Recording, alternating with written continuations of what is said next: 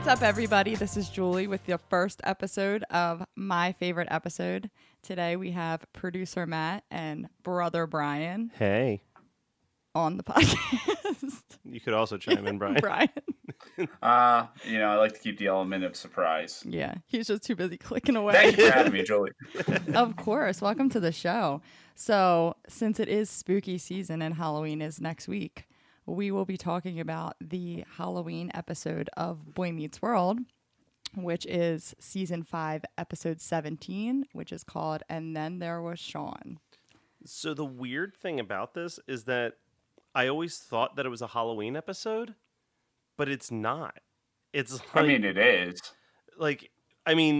In the sense that it's like a horror movie, sure. It is. But do you know when this episode came out? Because I'm gonna go with Halloween. I'm gonna go around. My guess is March. It came out Had to be September. February 27th, Oh, 1998. Hag was the closest. So did the first time we see it, it was a rerun? Because I feel like I remember TGIF, Halloween, that was when we saw it. I feel like TGIF had to start playing it on Halloween all the time, but I feel like we would have watched it when it first aired. Who the fuck makes a scary episode in February? Michael Jacobs. Yeah, that is some bullshit. I'm calling the bluff. They might have, shot it? Is that what we would call it? That was the release date. It said original air date, February 27th. Yeah. Whatever. Fuck it. Because we were deep in the thralls of that Topanga-Corey breakup. All right, well then, rewind the not Halloween episode of Boy Meets World. The episode that came out in February. Personally, one of my favorite episodes of this show. This show is amazing. It's so good. It's very funny. Jade didn't want to watch it, but I called her chuckling. Jade hates sitcoms. It's very frustrating. I don't know how I'm marrying her. Yeah. Oh, yeah. It's just so everyone knows Jade is Brian's fiance. And yes. I tricked one. I think that this would be genuinely one of my favorite episodes of anything. The amount of times that I've watched this particular episode of this TV show is insane. Just like I'm gonna have to slow you down there. I don't think this is my favorite episode of anything. But it's definitely my favorite episode from childhood. A childhood nostalgia. Oh, so you're saying you watched it for this episode and you didn't like it? You weren't happy?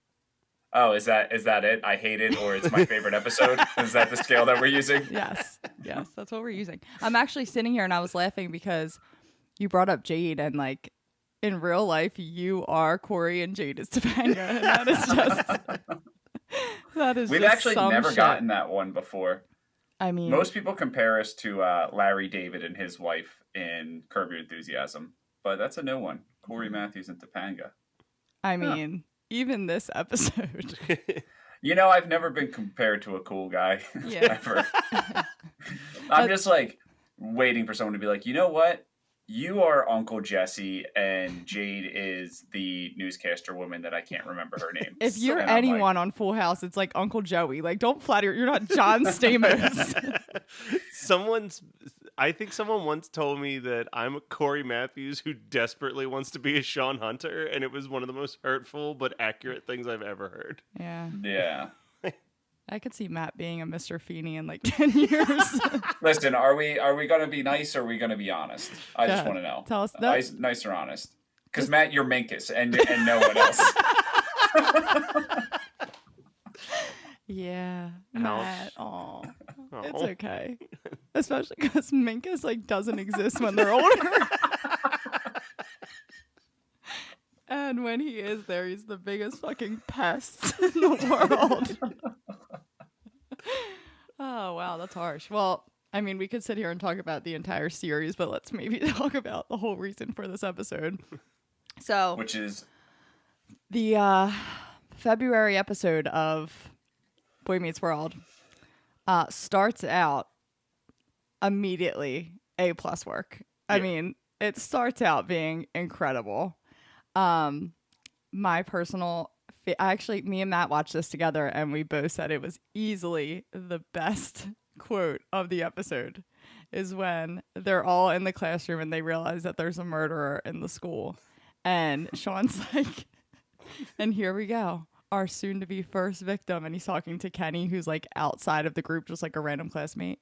And Kenny's like, me? Why me? And Corey's like, well, come on, Kenny. It's certainly not going to be any of us. This episode does such a great job of breaking the fourth wall over and over and over again. Yes. Oh, it's so funny. I wrote down actually that Corey, I mean, I think Corey's one of the best characters on the show. Like the shit he says is so funny, but he definitely has the best lines in the show too. Like everything he says is hilarious. Oh, in the very beginning, the one part that made me and Jade laugh was was the whole pencil banter, and where they refused to let Kenny borrow a pencil, and then Shawn said Topanga stabbed Corey in the back, and she said Corey stabbed her in the back, and Corey is like, I would stab myself before I stabbed you. Now, Kenny, give me the pencil. He's like, I don't have one. Yeah, I guess I did I jumped ahead of myself there. I was saying that was the best opening quote, because that was actually like 15 minutes. Yeah, it was like halfway through the episode. Whoops. I thought you were going to talk about how it's the best of the like 8 different Boy Meets World theme songs that there were. I do love theme songs. Which one was this one? Can you sing it for me? Because it's Boy Meets World, Boy Meets World. Yeah, I mean, that song. was like, that was from like middle season to finish, right? They never changed it when they were like in college, did they? Nah, this was the first season they started using it. Seasons 1 through 4 had a different theme song every single season. Oh, every single season. Yeah. I remember like the one with the Earth, and it was just kind of like music, but that's like when they're kids. Yeah, there was that one. There was the surf one. That was like it was like the drum beat as like Corey comes running down the stairs, and then it's just them riding in the yeah, nailed it. And then like the first season's this really, really long, like 1.5-minute jazz song that's just showing clips from the show. It's awful. That hum that we both did was "We Don't Care," but we didn't have anything else to say. And we both did it at the same exact time. Gotcha. Is this did this opening theme have the dumping the water on them, or is that later? No, I think that's college. The one thing I That's remember. Because that's when the redhead chick's in it. Oh yes, that guy. That's a girl. I know. I was being mean. Oh, that was really mean. I just won't let you have that. That was so mean. I mean, that might have been tied with you calling Matt Minkus earlier. Minkus was cool. Was he? Yeah. Question mark on that one. Okay. Did you guys forget when Minkus got like the most badass water gun? I guess you did. That one time that Minkus was cool. Yeah, man. Just wait, your moment's coming.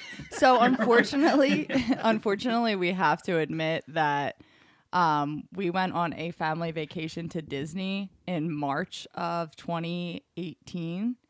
And me and Matt during that week watched the entire series of Girl Meets World. And boy, did we. Yeah, that is embarrassing. But Minkus actually has a son, ironically, in Corey's daughter's class. Named Farkas. Farkas, yeah. So creative. And Minkus actually ends up being like a billionaire. So, Matt, it's coming. Yeah. I could have sworn he was probably the same age you are now, but it's okay. We'll save his 40. All right, back to the episode. Yeah, back to the episode anyways. So I'm just going to keep firing off my favorite parts of this episode, and then you two can just kind of chime in whenever you feel necessary. And I like to jump the gun, obviously, being that I said the best part of the beginning was 15 minutes in. So to a 21-minute episode. Yeah. So, yeah, just cut me off at any time. Another good line is, and this one's kind of like, I feel like the internet kind of ran with this one really hard. Like, you see it every Halloween. Like, you just see the meme, but when Kenny gets stabbed and he has the pencil through his forehead and he just falls to the ground and Corey walks up to it and he's like, we'll always remember he was this tall. Yeah. See, it's sad, and I think the thing that makes me not say that this is my favorite episode of any show of all time is, like, as much as I hate to say it, I feel like I've really grown out of Eric's humor. So everything when I was a kid that I thought was so funny about what Eric said and done this episode was like, all right, it was made for children. But Corey, everything Corey does still makes me laugh. Yeah. To this day. He's hilarious. I mostly agree, but there's still some Eric lines that kill me. Like when he goes, when they're standing by the payphone and they're like, "Oh my God, we can use it." He's like, "That's right," because when the killer comes out and he just rips the phone out of the wall, he's like, "We can hit him with this." Yeah. And then it rings and he answers it. Yeah. On and on and on with that guy. Yeah. He is funny. I actually personally think Angela is the most annoying character in this show. I mean, this episode's pretty bad. Yeah, she just screams. That's all she does. Yeah, she has no lines. They're just like, you're going to annoy the shit out of everyone watching and you're just going to scream 50 times. And, you know, it's also starting to piss me off, like, watching it as an adult. And I know it was in the 90s, but fucking Shawn Hunter's hair. I mean, Christ. See, that's great hair. I want to go back to that hair. It's like a bowl cut, but with a straight part.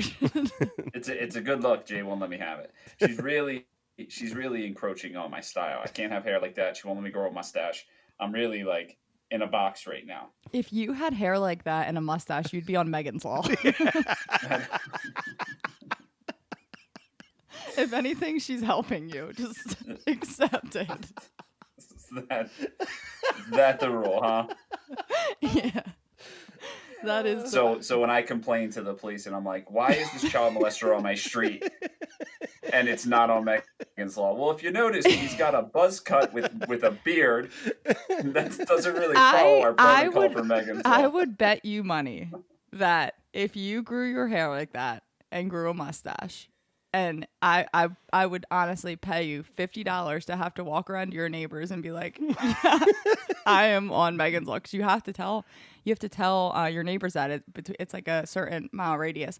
And I guarantee you they would look scared to death and they would believe it even if you're not on it. I don't even think he has to go that far. I think that if he has that hair and that mustache and he goes to Disney World, parents would pull their kids closer to them. People already do that to Brian.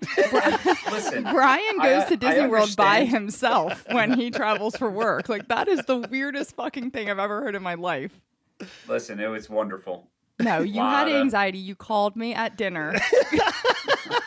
Because you were sitting there by yourself at a table for one with all these families around you. They were just looking at me. Well, it's a little weird. I mean, you got a freaking 30-year-old at Disney World with no children. I was thinking probably in a Mickey Mouse t-shirt. The next time I do it, I'm going to pull a Mrs. Doubtfire, but with myself. And just order 2 entrees and just keep... Every time I get up to go to the bathroom, my other person comes out and starts eating, and we just keep missing each other. Oh my God, I would love that. That is hilarious. That's amazing. Oh God. If you do that, can you be the Mrs. Doubtfire where she shoves her face in the cake? Hello. I feel like that scene only works in someone's apartment. I can't just walk around with pie on my face. I know, but we did love that scene. Hi, you ready to order? Hello! I'll have a coffee, no cream. Oh, there's a drop of cream. Again, as always, we're off topic.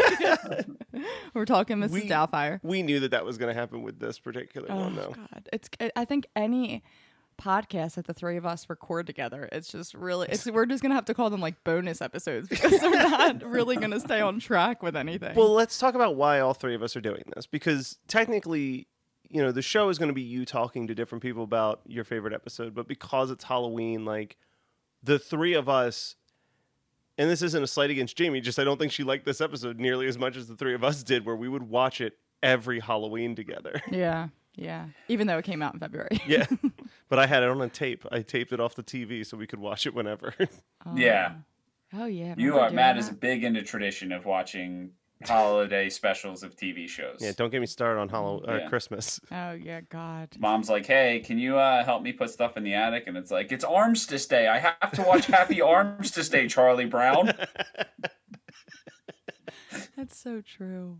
Aw. That's okay. I will say I know this is a Boy Meets World episode, but I love any Charlie Brown holiday episode. Christ, Brian, would you just shut up and get back to the episode? We don't care what you like. Come out with your own podcast if you want to sit and talk to people about what you like. Fair enough. He does. This is a great time to plug Cool Day La. Oh, yeah. Cool Day La. Check it out, everybody. On any podcast app. Yeah. I think. Yeah, question mark. Question mark. We'll stay on topic. So in this episode, I noticed that Corey, they ran him for a loop a few times, much like in many episodes of Charlie Brown, where Charlie Brown thinks that the football is going to stay there, but it never stays there. She always pulls the football, and he falls on his head every time. Poor Charlie Brown. All right, so Cool Day La with Brian and Khalil, who did the theme song for my favorite episode. Shout out to Khalil. Yeah, man. So Cool Day La is a... I'm so sorry. I promise we won't have him on again after this. I thought you were introducing me. Yeah. Is that not what we're doing? Just like I told you my favorite part was 15 minutes in, I'm introducing you 20 minutes into this episode. This is Brian, and he has a podcast called Cool Day La. Like, rate, and subscribe. Hashtag ad. All right, so back to the episode. So back to the episode. Do either of you have a specific favorite quote from this episode? I think you took it. Yeah, let's take the it's certainly not one of us off the table and go from there. All right. And she also already said, I always remember he was this tall. Yeah. Yeah. I basically just copied your homework and then was like, go ahead, Brian, tell us.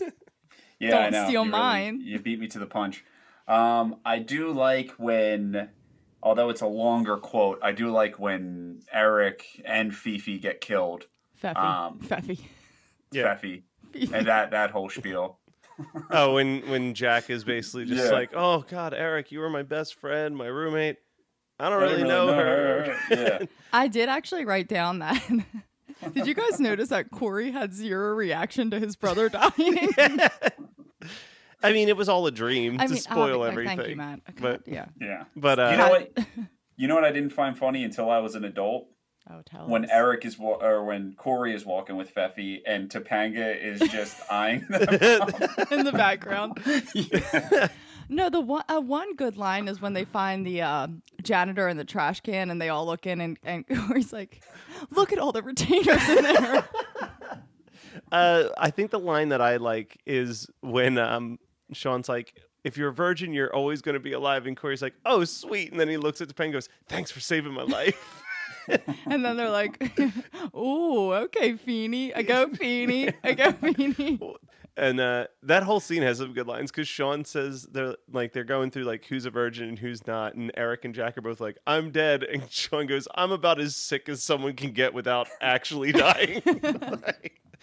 But that's also when they're chanting "Go Feeny." Corey breaks the tension by going, "All right, as excited as I am for Feeny, we've got to figure out a way to get out of here." Yeah, yeah. Yeah, this one's filled with good episodes. It's weird though because you good can quotes. Good quotes. It's like I don't know what you said. This one's filled with good episodes. Sorry, I meant good quotes. Yeah, that's why I was like, you're like, yes, good episodes, good quotes. Good quotes, good episodes. It's got it all. This episode's filled with really good quotes, but it's kind of weird because you look at it. It's filled with I didn't see any quotes the whole time. It's filled with good quotes because it was recorded in February. I'm dying. But no, it's funny because it really highlights this was made at the peak of both Scream and South Park's popularity because they're just cramming in the references to both of those movies. Yeah, I did notice hardcore. that I was actually thinking about that with all of the South Park references. I was like, this is definitely when South Park was at its peak of everyone watched South Park. Do you guys still watch South Park? I don't, but nothing against it. I just don't have cable. Yeah, I'll usually see it maybe a year later when it's on a streaming service and I'll catch it. Kenny still watches it. It's still funny. I mean, they're still doing good work. Yeah. I only watch Survivor, so if you want to have me on again, we can do Survivor. It's a random episode of Survivor. Next to Jersey Shore. Yeah, that's what I was about to say. The Mr. Trash reality show, every time I go to watch it, Jersey Shore is above it as previously watched, and I know it's not Julie. Yeah, it's definitely not me. Well, I finished Jersey Shore, so that won't happen anymore. Good. That's good. So, anyways, back to Boy Meets World. I gotta be honest, I don't fully understand why Shawn's the killer. So the way that I would explain it is that it's a dream that he's having that he's so desperate to get Corey and Topanga back together that he's willing to like dismiss and kill everyone around him to make that one thing happen. So it's kind of like that's what I liked about this episode is it's really funny, but it does kind of hit on this like the psychological standpoint of how some people really, really hinge on like specific things. And for Shawn, like you think about Shawn's character and how like so much of his life has been, you know, his dad leaving him, his mom leaving him, and like all these things falling apart. And the one consistent in his life was Corey and Topanga. So for them to not be friends, it's like a comedic look at his like spiral mentally. Yeah. Oh, I guess that makes sense. Inspiring, really. Yeah. And it also makes sense why. I mean, I was thinking about this when I was watching it, knowing that that's the twist. I was like, oh, it makes sense that Shawn knows literally everything that's about to happen because he's the one doing it. Oh yeah.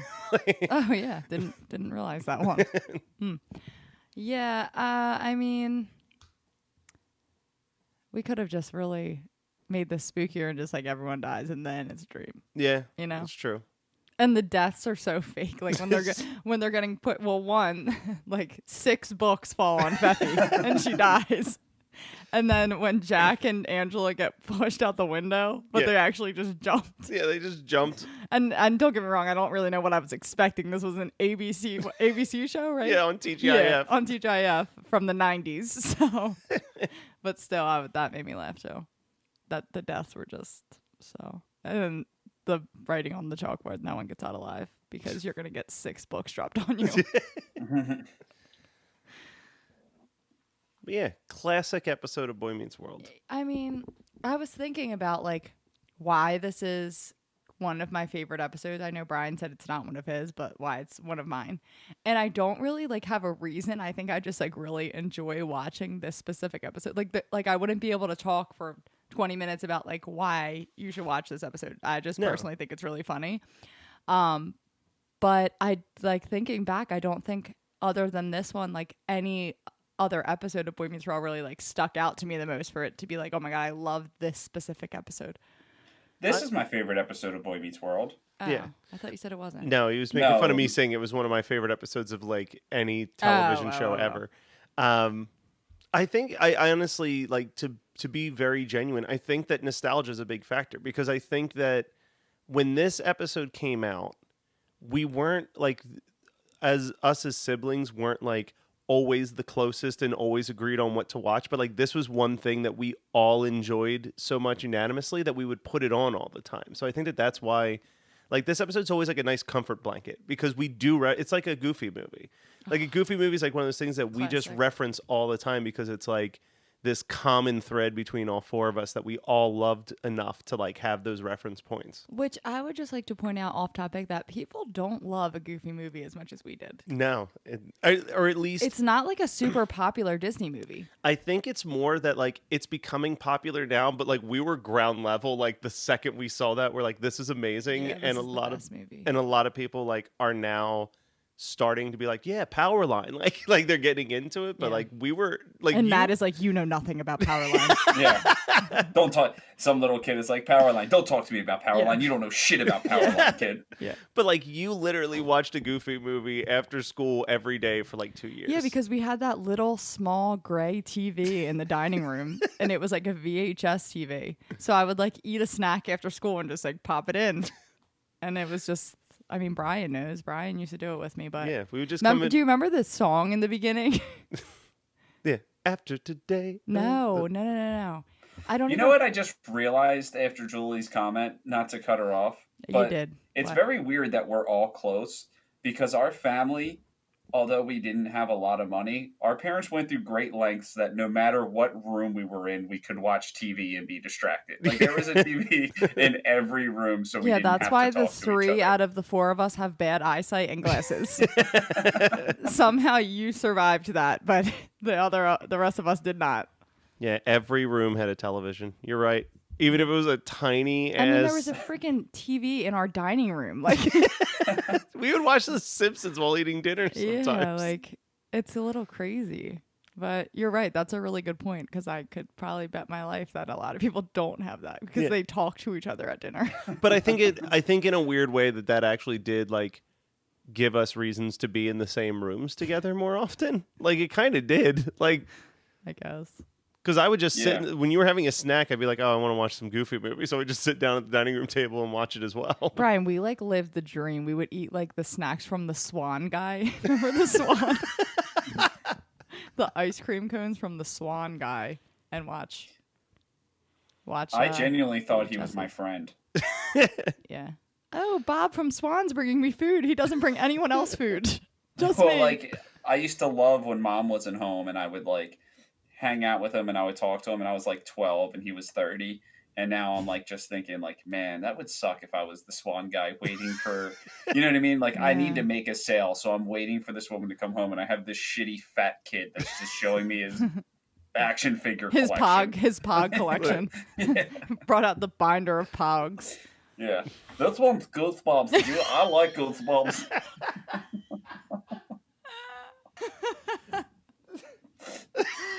Oh my god, the poor Swan guy. Again, nothing to do with the reason for this episode. I mean, it kind of ties into it. Except for how scary Brian was as a child for spooky season. Oh, God. Yeah, oh my god, that's so bad. You were such a pest. Cool. Well, this was fun. Yeah. So I'll talk to you again after the next, when we want you on the show again. No, I'm just kidding. I'll talk to you tomorrow. You'll probably talk to him in the next, 30 to 40 minutes. No, we actually don't really talk that much anymore. Which doesn't make sense because I have nothing but time now. We had a weird falling out. I mean, it was a 21-minute episode, so it doesn't leave a lot. I'm so pissed that we didn't have Brian singing getting recorded, because I would love to play that at the end. Can you do it again? No, then it's ingenuine. Oh, God, so forced. All right, well, we're done recording, Brian. Yeah. Can you test I have out to wrap some it up. audio stuff for me real quick, Brian? Can you just make some noises to make sure this works for the next guest? Yeah, make sure we're good. Okay, let me just test it out. And 1, 2, 1, 2, 3, 4. Nailed it. Yep, it's working. Thank you. Okay, thank you very much. Wait, are we recording? Yes. It doesn't say we're recording. Gotcha. We are recording, and we are playing that. Oh man, I was like, I'll get it because it doesn't say recording right now. On my Tricked ya. end. Zinger. All right. All right. Well, that wraps it up. Thank you, Matt and Brian, for joining me today. Thank you, everyone, for listening. Happy Halloween, and tune in for next week's.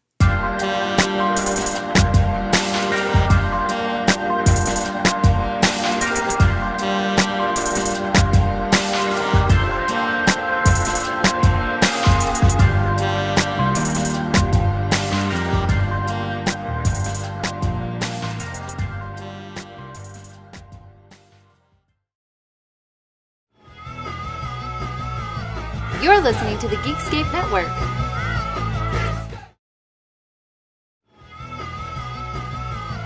You're listening to the Geekscape Network.